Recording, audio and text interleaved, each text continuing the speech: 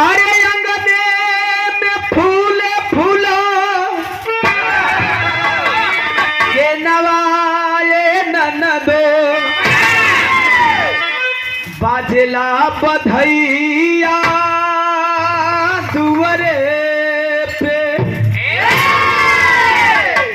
जब हमरा घरे आपका घरे हमार जन्म भइल राउर जन्म भइल कोई का बेटवा का कोई का बेटिया का जन्म होला तब भी गीत गवाला। थोड़ा सा जब हम आप जवान होते हैं बहन बेटियां जवान होती हैं तब लोग बदलते हैं। क्या बदलते हैं? अरे नदी भौजिया दोनों एक समहुरिया दोनों के पिया पर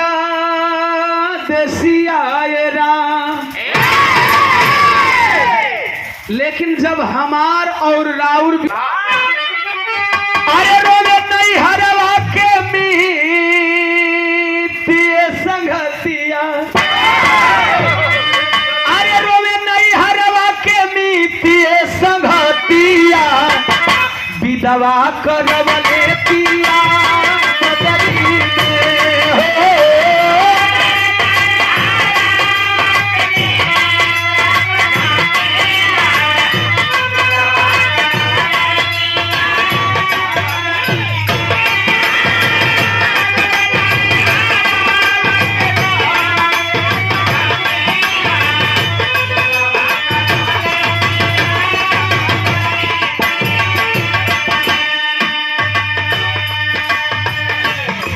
पढ़ा होगा तथागत गौतम बुद्ध भगवान को 10वां अवतार बताया जाता है। तथागत गौतम बुद्ध श्रावस्ती के जेठ वन में विहार कर रहे थे, घूम रहे थे, भ्रमण कर रहे थे। अचानक एक विधवा औरत का बेटा मरता है। ध्यान देंगे, मौत हर कोई बर्दाश्त नहीं करता, जबकि जिंदगी की सच्चाई है अगर आपका जन्म हुआ है तो फिर मरना तय है। जिंदगी में दो ही चीज सत्य है, जन्म और मरण।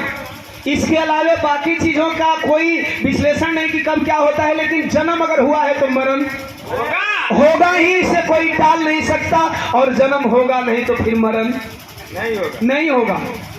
तथागत गौतम बुद्ध विहार कर रहे थे, मरे हुए जवान बेटे की लाश को लेकर के बुढ़िया कृषा गौतमी विलाप करने लगी और भगवान बुद्ध के चरणों में लिपट के रो पड़ी और रो करके एक बात कहती है,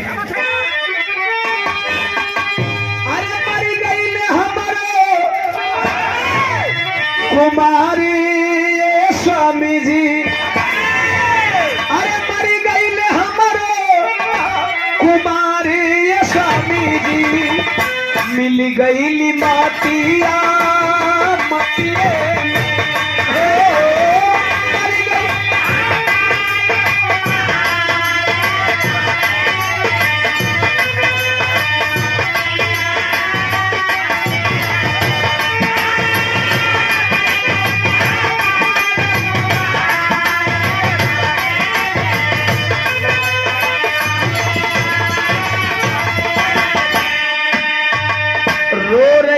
विधवा औरत बोले, अगर तेरा बेटा मर गया तो इसमें नया क्या है, आया है सो जाएगा राजा रंग फकीर।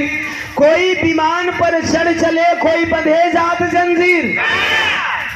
ऐ विधवा औरत, तेरा बेटा मरा तो इसमें विलाप करने की कौन सी बात है, क्यों रो रही हो? जो जन्म लिया है मरेगा, यह संसार नश्वर है, कोई यहाँ जीने नहीं आया है। क्या चाहिए? कहे मेरा बेटा जिला दीजिए। कहे क्यों?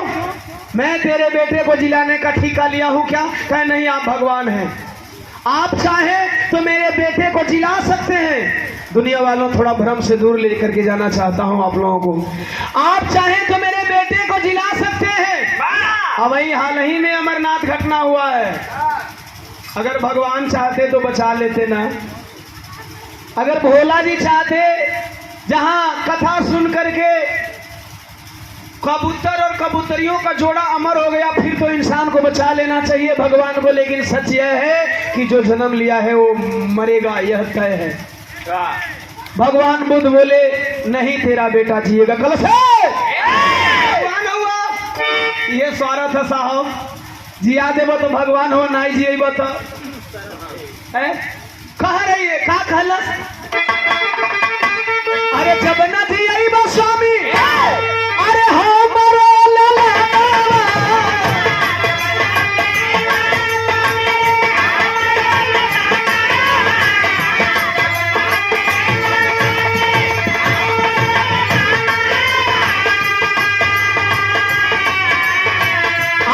साप नष्ट होई अरे तब के खजाना।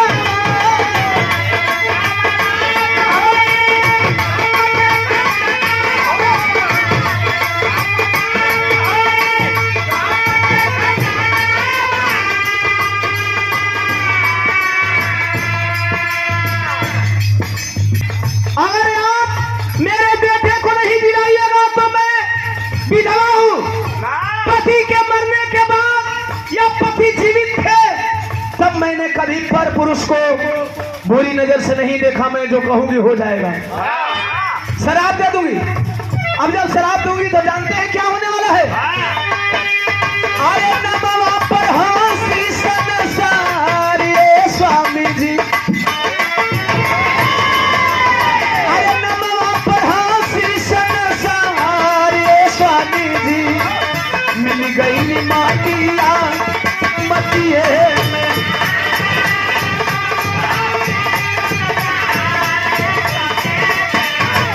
चलो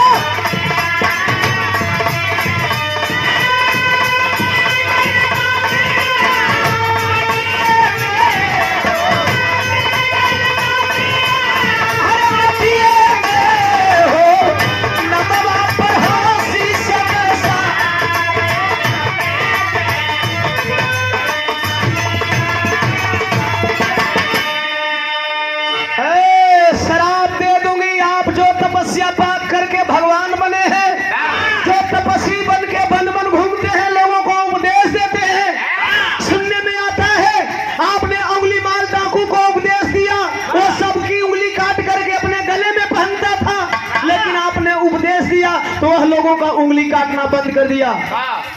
तो आप भगवान नहीं है। अब भगवान नहीं होते तो वह डाकू आपकी बात माना होता। आप मेरे बेटे को नहीं जिलाएंगे। मैं भी कह रही हूं कि मैं श्राप दे दूंगी। आप जो तपस्या बन के तपस्या करके तपस्वी बन के घूम रहे हैं, आपकी तपस्या सारी नष्ट हो जाएगी। बुद्ध जी बनावटी डर ले लिए मन में। नहीं नहीं नहीं नहीं नहीं, ऐसा मत करो माते, ऐसा मत करो, तेरा बेटा जी जाएगा। माते ऐसा मत करो, तेरा बेटा जी जाएगा। बुढ़िया बोली क्या करना होगा? कहे तुम्हें मरना होगा। तेरा बेटा जी जाएगा। बुढ़िया बोली क्या करना होगा? बुद्ध जी बोले तुझे मरना होगा। कहे क्यों मरना होगा? कहे तुम मरोगी, तुम्हारी आत्मा तेरे बेटे के अंदर आएगी, तेरा बेटा जी जाएगा। कलश हो तो जब हम मरी जाई तो हमारे लइकवा जी के करी का साहब यह दुनिया है, यह दुनिया हो साहब। जब हम मरी जाई तो हमारे लइकवा जी के करी का। अगर हम मर जाई तो तू हमारा लइका के जियब कि ना जियब एको कौन गारंटी? हमार लइकवा जी तो देखी के मतलब कहे मतलब हमार लइका भी जी हमहू जियब, कोनो दूसर उपाय बतावा। कहे नहीं अब तोहके 500 mg काम ना करी, तोहके 1000 mg देवे के पड़ी। कहे ठीक है तेरा बेटा जीवित हो जाएगा, लेकिन हमारी दूसरी बात तुम्हें मानना पड़ेगा। कहे आपकी दूसरी शर्त क्या है? तथागत गौतम बुद्ध भगवान बता रहे। क्या बतावें? कहला जाई के लिया अरे वही घरवा से तोरिया तोरी जाना तो नहीं सबे ना। सरिसो सरिसो कहला तोरी सरिसो मतलब कहाँ से कितना? कहे ज्यादा नहीं, तेल नहीं खे पिटावे के, खाली हमके मंत्र पढ़े के बाद। एक मुट्ठी सरिसो कौना घर से? शर्त कैसे रुके? काम की बात पे पूना सर जरा ध्यान देंगे। सरिसो तो मांग रहे लेकिन किस घर से? विराह प्रेमियों बहुत सारा निर्गुण का भाव सुने होंगे, लेकिन ये हमारा थोड़ा निर्गुण हट के है, जिंदगी का सच्चाई से जुड़ल निर्गुण है। कहलन बुद्ध जी की जाओ एक मुट्ठी सरसों लेकर के आओ। विधवा औरत बोली किस घर से? तो अरे कब मौत भइल नहीं, अरे त जवानी बखरिया, कब मौत भइल नहीं।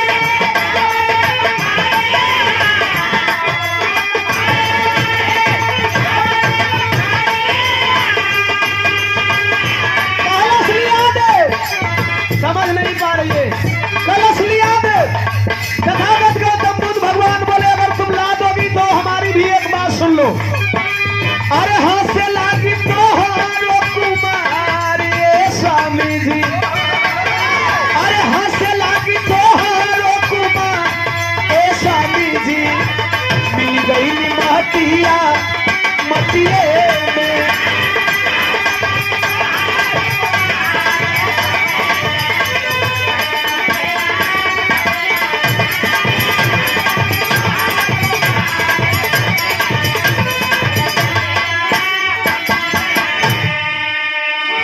तेरा बेटा जीवित हो जाएगा, हम भी तुम्हें वचन दे रहे हैं, जाओ उस घर से एक मुट्ठी सरसों लाओ जिस घर में कभी मौत ना हुई हो, कभी।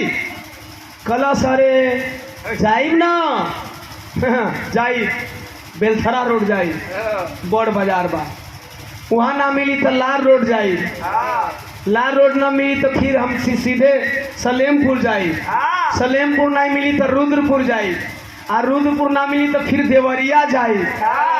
कहने का मतलब मैं उदाहरण यह इसलिए दे रहा हूँ कि वह अपने अगल बगल के गांवों की गिनती करने लगी कि जवन जवन बोर गाँव तवना में मिल जाए।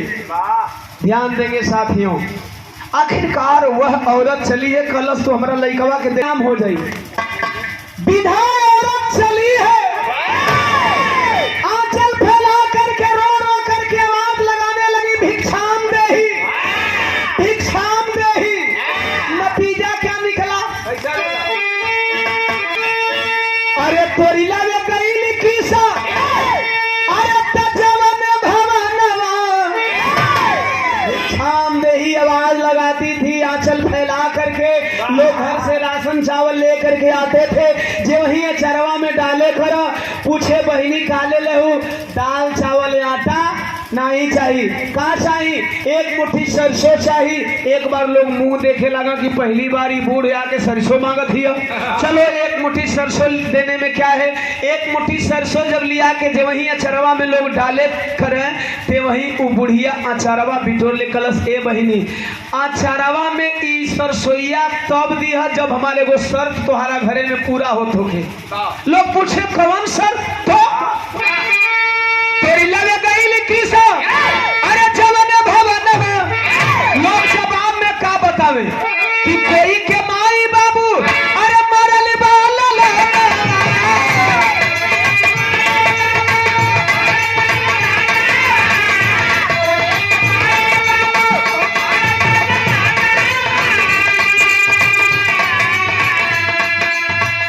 ध्यान रहे, 2 मिनट और मैं बताऊंगा, गीत खत्म होगी। वह विधवा औरत सुबह से लेकर के दोपहर का 12 बजा दी घूमते घूमते, कहीं नहीं मिला। कोई ऐसा घर नहीं मिला जिस घर में मौत ना हुई हो। केवल मैं नहीं कह रहा हूं, आप सब अंदाज लगा सकते हैं। कोई ऐसा घर नहीं मिला जिस घर में कभी मौत ना हुई हो। थक हार गई, अब नहीं मिलेगा, अब नहीं मिलेगा किसी भी घर से ऐसा भिक्षा जिस घर में मौत ना हुई हो। मन मायूस करके चली है, एक गांव रहा, गांव के बाहर निकली है। गांव से बाहर कुछ दूरी पे वीरान जगहों में एक आलीशान महल दिखाई दिया। महल के समीप गई, सोचती है आखिरी में जब रास्ते में महल पड़ गए तो यहाँ भी भिक्षा मांग लो। आंचल फैलाती है दरवाजे पे, भिक्षाम देही, भिक्षाम देही। 5 बार आवाज लगाई, उस महल से कोई आवाज वापस नहीं आई। जब कोई आवाज कम बैक नहीं किया साथियों, वह विधवा औरत मायूस मन लेकर के करीब करीब 5 कदम पीछे गई होगी। तब तक से एक दबी सहमी आवाज आई, माँ माँ मेरे घर से भिक्षा नहीं लोगी माँ? आया है, दौड़ करके पीछे आती है विधवा औरत, फैला लिया, चल दे दे बेटा, भिक्षा दे दे, भिक्षा दे दे। वह लड़की 22 वर्षीय सफेद साड़ी में लिपटी हुई चेहरे की झुर्रियां बता रही थी विपत्ति की मारी है। घर के अंदर जाती है, माँ भिक्षा ले लो माँ, राशन ला करके आंचल में डालना चाहती है। नहीं बेटा राशन नहीं चाहिए, मुझे एक मुट्ठी सरसों चाहिए। दोबारा फिर वापस जाती है, एक मुट्ठी सरसों ला करके देती है। फिर आंचल अपना सिकोड़ ली बटोर ली, कहीं नहीं बेटा यह भिक्षा तब देना जब तेरे घर में मौत ना हुई हो। कलश माँ तुम्हें क्या लगता है, भारत की संस्कृति कहती है, भारत की परंपरा कहती है कि कोई 22 वर्षीय नौजवान लड़की सफेद साड़ी में लिपटा रहे? भारत की परंपरा नहीं कहती है, भारत की संस्कृति नहीं कहती है। मां समझ सकती है? कलश हाँ समझ सकती हूं कि जिसके शरीर पे सफेद साड़ी होती है वह विधवा होती है। अगर तुम विधवा हो तो फिर एक विधवा को भिक्षा भी देने का अधिकार नहीं है। एक विधवा को भिक्षा भी देने का अधिकार नहीं है। भारत की परंपरा कहती है अतिथि देवो।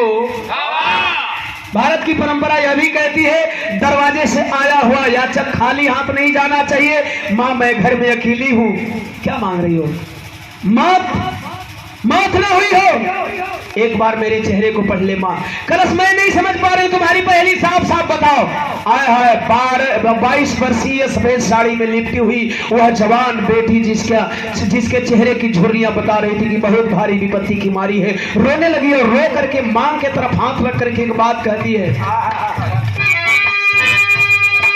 अरे कोई के मांग के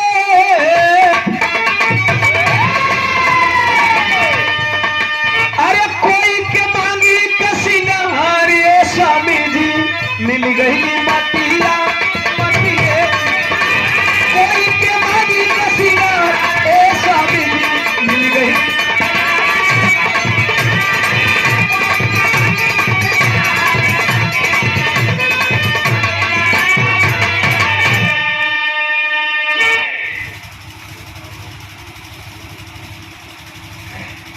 ये देखें विमलेश भैया की बड़ी दीदी शीला दीदी के द्वारा और राकेश और अंशु दोनों भांजे के द्वारा 100 रुपया।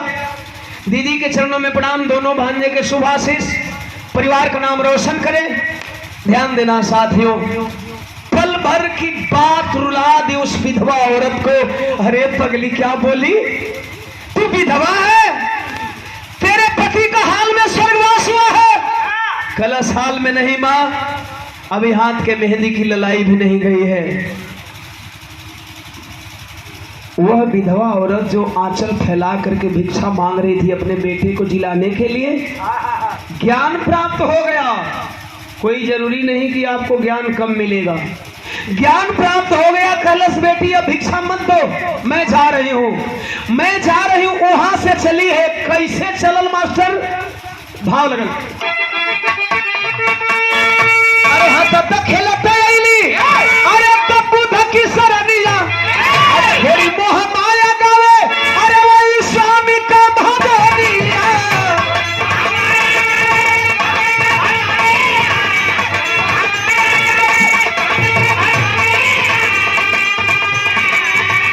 ध्यान देना, नमो बुद्धाय कहते हुए चली है हमारे भारत के पढ़े लिखे साथियों। आज तक हमारे भारत के पढ़े लिखे विद्वान यह नहीं समझ पाए नमो बुद्धाय का मतलब बुद्ध को नमन नहीं करना है, बुद्धि को नमन करना है।